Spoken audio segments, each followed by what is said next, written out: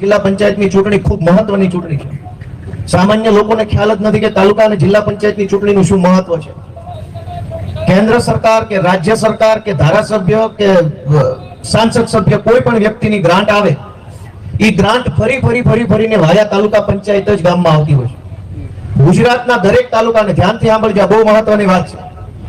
ગુજરાતના દરેક તાલુકાને એવરેજ ઓછામાં ઓછા 15 કરોડ રૂપિયા અને વધુમાં વધુ જેવડો મોટો તાલુકો એવડા રૂપિયા દર વર્ષે ફરજિયાત સરકારમાંથી ગ્રાન્ટ તાલુકામાં આવે છે.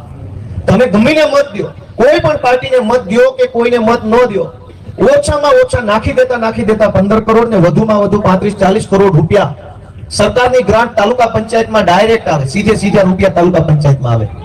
એ પૈસા બધા જ ભાજપ વાળા વાપરી જાય છે અને મસ્ત મજા કરે છે. તમે જુઓ કે આજથી 15 વર્ષ પહેલા જે ભાજપ વાળાને ખાવાના વેત નહોતા, એ લોકો આજના નેતા બની ફરે.